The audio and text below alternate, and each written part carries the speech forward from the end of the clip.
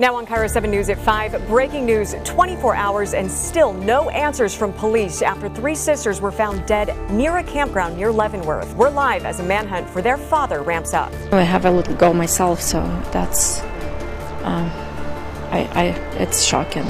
Plus, troubling new insights into the suspect. We are combing through just released court documents right now. And Amber Alert confusion. We're pushing WSP about why one never went out for these girls. Why was an Amber Alert not issued in the case of these 3 missing sisters? Live team coverage starts right now.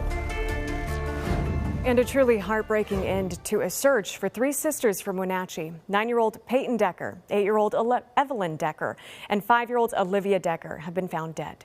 The girls were last seen alive on Friday after their father picked them up for a planned visitation. And now there is an urgent manhunt to find him. 32-year-old Travis Decker is wanted for his daughter's kidnapping and murders. Now, State Patrol says he may be armed and dangerous. The girls' bodies were found near his empty truck about 40 miles away from Wenatchee by Rock Island Campground. That's west of Leavenworth. Our team is bringing you live coverage on this rapidly developing investigation from State Patrol headquarters in Olympia to the crime scene near Leavenworth. First, KIRO 7 anchor Gary Horker is fronting our coverage live from Wenatchee, digging through just released charging documents. And Gary, the details here are disturbing. Monique and Elle, they don't get more heartbreaking than this. These 3 innocent lives taken so tragically, and now we know how. Those documents say the girls died of asphyxiation. They also say the way they found them was the FBI and all these law enforcement agencies, including Homeland Security, pinged their father's cell phone around the area and the campsite where the night before he disappeared with them. Take a look at the girls at the center of this case. That's Paityn, Evelyn, and Olivia Decker. 3 innocent little girls. They were last seen Friday when they were supposed to be on a scheduled visit with their dad, Travis. Here's a look at his photo. According to custodial documents, Travis Decker and the girl's mom had been separated now for several years, but his court-ordered custody plan changed once he became homeless. Worth noting here, Decker refused to sign the plan, which stated he needed to get both mental health and anger management help as well, which his ex-wife said in court documents never really happened. KIRO 7's Jason Sloss has been digging through all of these heartbreaking documents.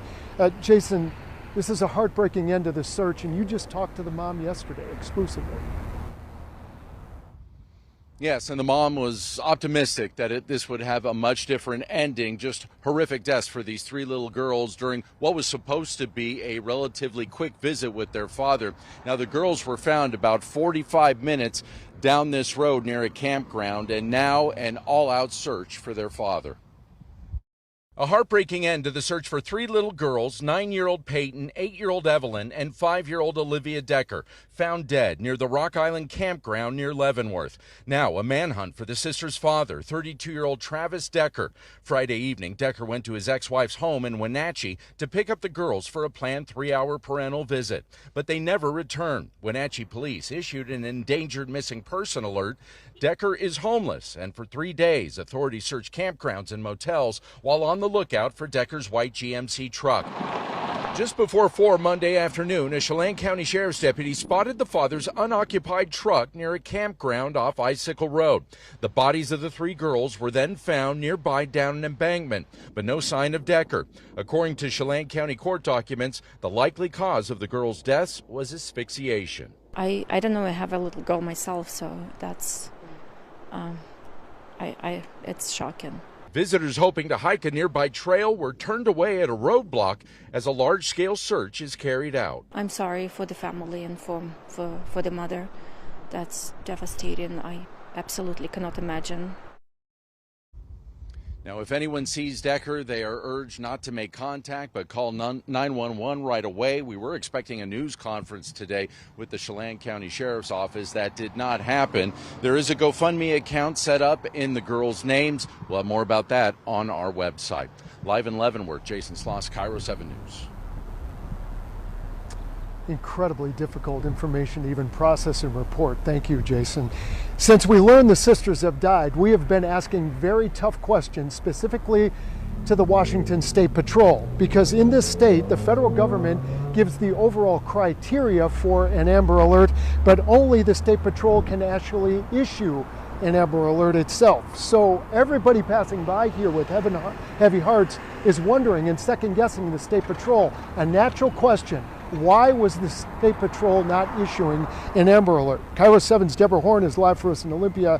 Deborah, WSP said there wasn't enough evidence that the sisters were in any kind of imminent danger, and they need to be in imminent danger for an Amber Alert to be issued.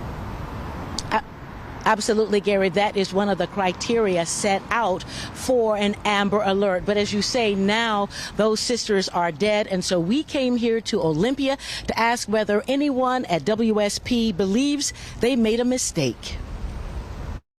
Any second guessing? Any rethinking? As a father and a grandfather,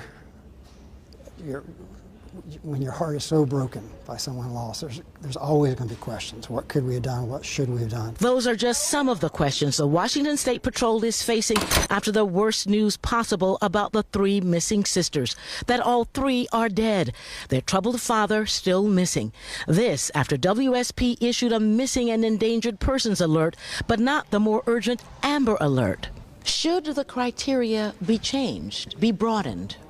That's a question for the Department of Justice and a national discussion, because this is used across the country. According to WSP guidelines set out in 2019, an Amber Alert is issued if several criteria are met as set by the federal government: that the missing person is a child, that the child is believed to be in danger of imminent death or serious bodily injury, that there is an adequate description of that missing child, and that law enforcement is investigating. WSP's Chris Loftus says there was no evidence Travis Decker was a threat to his children. If we were to issue an Amber Alert every time someone with custodial privilege is late getting that child back, we'd have Amber Alerts just about every day. Was it the system that harmed these? Yes, was it the system that failed? Was it the system, or was it the murderer? I would say it was the murderer. Now, after Chris Loftus said that the feds set the criteria, we checked. And according to the DOJ, the criteria are recommendations. But those recommendations are not forced on individual states. Loftus also says that the mother gave no indication that she believed her ex-husband would harm their children. But of course, we have recent court documents, but even some that go back 3 years show that she had some concerns. We're working to bring you that part of this story tonight at 6. For now, reporting live in Olympia, Deborah Horn, KIRO 7 News. Deborah, you and I have been reporting for a long time, and we know tragedies like this one times 3 are what get people to second guess policies and sometimes change them. Thank you for your coverage there. Again, it's been almost 24 hours since the girls' bodies were found not far away from where I am right now.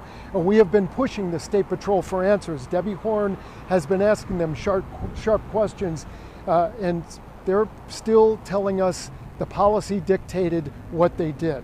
So the Wenatchee School District also said it's providing counseling in support for the students. Jason mentioned it earlier, but here's the GoFundMe in support of the girl's mother, and this is going to raise money, we understand, for 3 funerals. It has raised more, I'm just getting this now, $190,000 at this point. A lot of generous, heartbroken people. Again, you can find that link on our website, KIRO7.com. We're going to be live at a vigil not far from where I am for all 3 girls at 6 p.m.